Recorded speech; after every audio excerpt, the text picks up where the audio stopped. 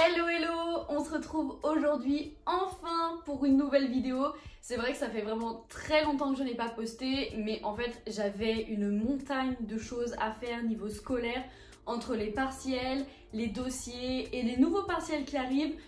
J'ai mis complètement YouTube de côté parce que j'avais même plus trop d'inspiration et plus l'envie de faire des vidéos. Mais il est vrai que ça commençait à me manquer et que je retrouve un petit peu des idées par-ci par-là. Donc je me suis dit c'est le moment idéal pour revenir un petit peu comme ça, comme une fleur. Et aujourd'hui on va parler de conseils étudiants. Donc ça va être la version 2, l'épisode 2, bref une deuxième vidéo sur les conseils étudiants.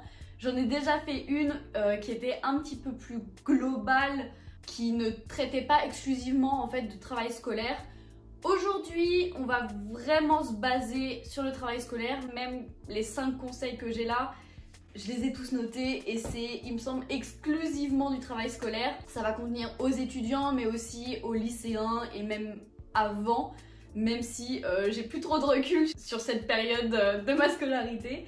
On va beaucoup parler de travail scolaire et de comment s'y mettre, comment réussir, comment ne pas perdre de temps et tous mes petits tips qui m'aident en fait au quotidien dans mon travail scolaire. Donc on va pas passer plus de temps sur cette intro, on va passer directement au premier conseil. Le premier tips que je peux donner, c'est de changer d'environnement pour travailler. J'ai toujours été quelqu'un qui avait l'habitude de travailler dans son lit. Quand j'étais au collège-lycée, c'était un peu n'importe quoi. Je faisais mes devoirs par terre, sur le lit, sur la table de la cuisine. En fait, peu importe.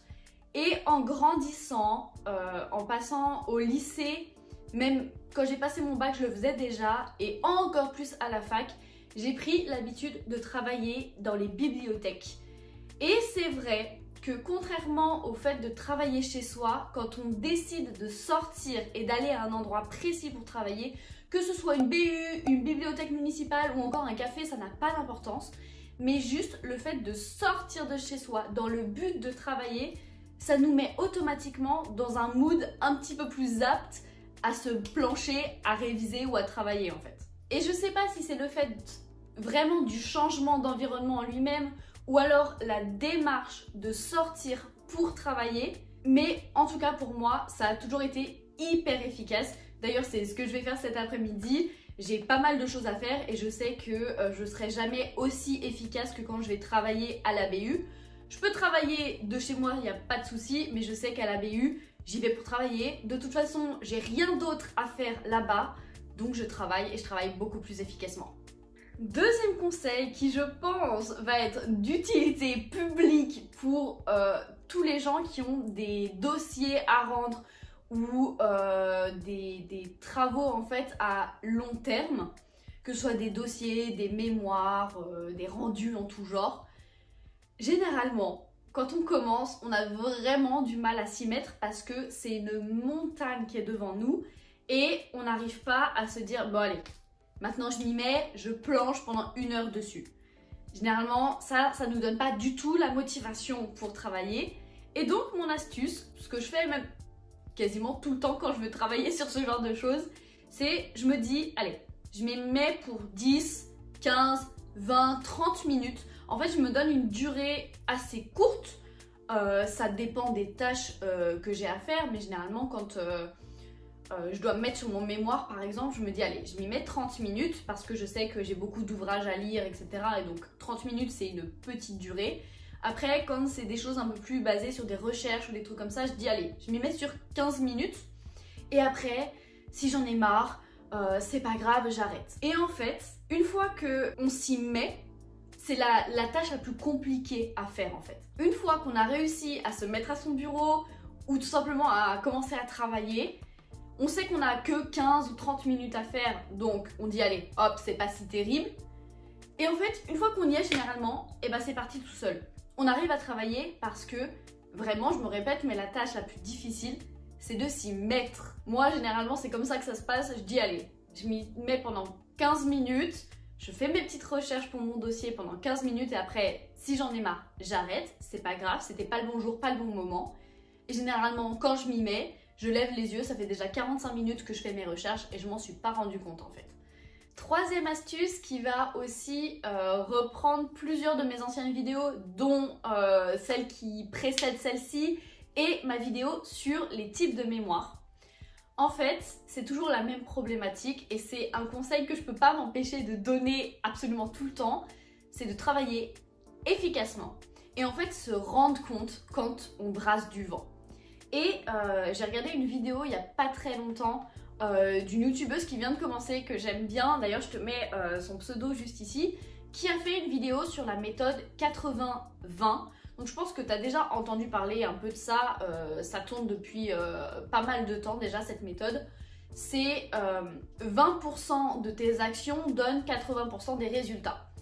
Et en fait, garder cette notion de 80-20 en tête, ça nous permet de nous concentrer sur les tâches les plus importantes et de zapper un peu tout le superflu. Un exemple typique, tu as un dossier à rendre et tu vas passer des heures et des heures et des heures sur la présentation.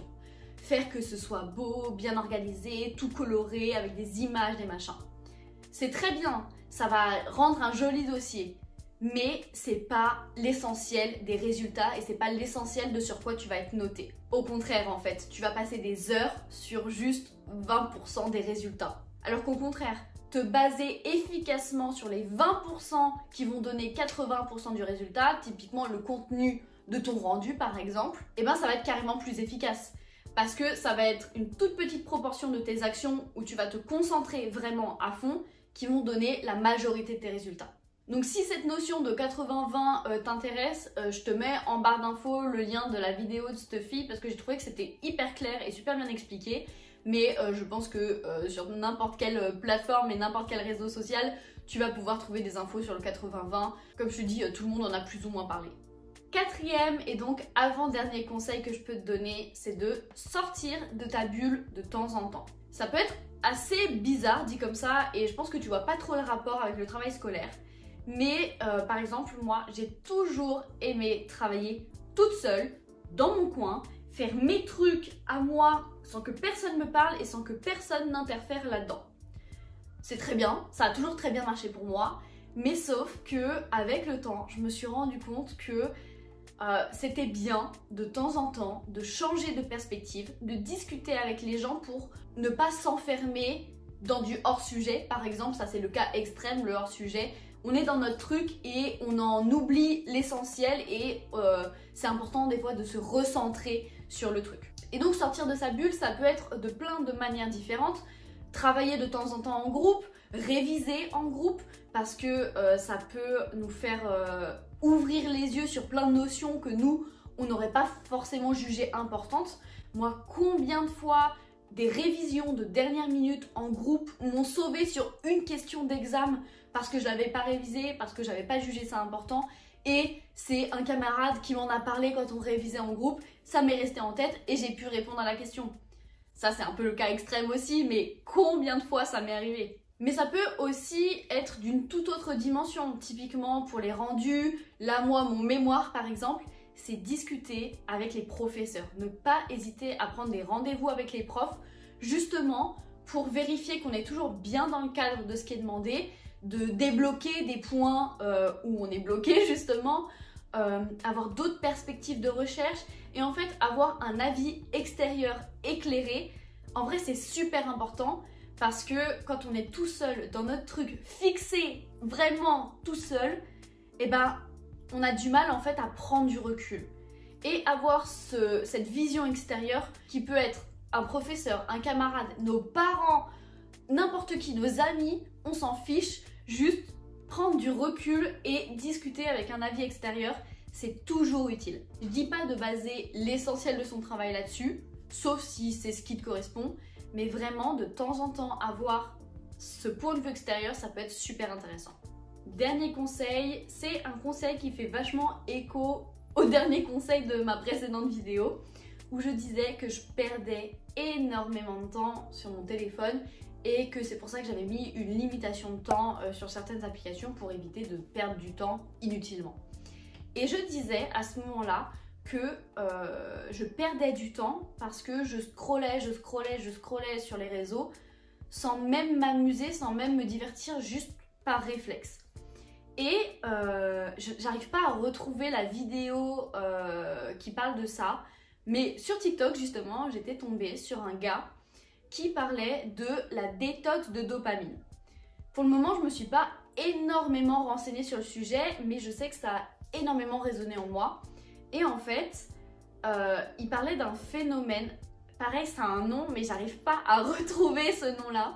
Notre cerveau, en tant que personne de la génération des réseaux sociaux, on est trop habitué à avoir un divertissement et je trouve pas le mot divertissement. Ça commence par un D aussi. Ça te divertit pas, une distraction, c'est ça. Ouh. Notre cerveau, en fait, est trop habitué à avoir des distractions et des divertissements à droite à gauche en permanence, en fait. On a juste à scroller sur TikTok. Typiquement, pourquoi on y passe des heures? Parce que ça ne s'arrête jamais. Il y a toujours du divertissement, tout le temps, tout le temps, tout le temps, tout le temps. Et notre cerveau est tellement habitué à ça que ça forme une sorte de dépendance. Et donc, c'est exactement le même mécanisme qu'une addiction. On en a toujours besoin de plus pour qu'on soit satisfait, en gros. Et il faudrait que je retrouve l'étude ou alors carrément j'en ferai une vidéo entière parce que je trouve le sujet trop intéressant. Mais en fait, le cerveau humain déteste s'ennuyer. Il y a eu une étude qui a été faite où les gens, en fait, préféraient avoir un peu mal, donc vraiment préféraient la douleur, plutôt que de s'ennuyer 15 minutes dans une salle d'attente. Et je fais partie de ces gens-là qui préfèrent avoir un peu mal pas longtemps plutôt que de m'ennuyer dans une salle d'attente. Et c'est pour ça qu'on n'a souvent pas la motivation de se mettre à travailler ou alors qu'on n'arrive pas à décrocher de notre téléphone, de notre série ou de n'importe quoi. Parce qu'en fait, notre cerveau sait qu'il va s'ennuyer parce qu'il aura moins de distractions et donc il supporte pas ça. Donc, il faut apprendre à notre cerveau à s'ennuyer un petit peu. Et il y a plein de méthodes pour ça. Comme je te disais, je me suis pas encore hyper renseignée là-dessus, mais je trouve le sujet trop intéressant pour pas t'en parler. Et justement, le mec dans la vidéo que j'arrive pas à retrouver disait qu'il faut s'ennuyer, tout simplement. On reste tout seul, sans parler avec ni téléphone, ni série, ni rien du tout, pendant un certain laps de temps. Et notre cerveau, une fois qu'il se sera trop ennuyé, en fait, on sera prêt à faire n'importe quelle activité pour s'occuper les mains ou s'occuper l'esprit. Et donc, tout de suite, tout devient plus intéressant que de s'ennuyer et donc on aura envie de travailler et ce sera beaucoup plus facile de se mettre au travail. Et en vrai, ça fait sens parce que quand on commence à travailler, typiquement pendant le confinement avec les cours par Zoom, tout devenait plus intéressant. Même des choses qu'on déteste faire. Genre moi, je sais que quand j'avais mes cours par Zoom, je préférais faire ma vaisselle en parallèle parce que ça m'occupait plus que mes cours. Et donc, tout ça pour dire que s'en rendre compte, se rendre compte vraiment que notre cerveau, il est accro au divertissement et à la distraction, eh ben, ça remet beaucoup de choses en perspective. Et là, je viens de me rendre compte qu'en fait, c'est totalement le principe des détox digitales de certaines influenceuses et que j'avais jamais trop compris le principe. Mais c'est vrai que ça fait sens maintenant. Donc voilà, j'ai exposé mes 5 nouveaux conseils pour les étudiants et pour le travail. Encore une fois, zéro pression, tu prends que ce qui résonne en toi. Et si tu veux suivre aucun conseil, ne suis aucun conseil. L'important, c'est d'être en paix avec ce qu'on fait. Toujours zéro pression, tout va bien. Ça va aller. Mais si cette vidéo a quand même un petit peu résonné en toi et que tu trouves mes conseils intéressants, n'hésite pas à laisser un petit like, un commentaire avec tes conseils à toi et surtout à t'abonner à la chaîne pour suivre toutes mes aventures. Ciao ciao!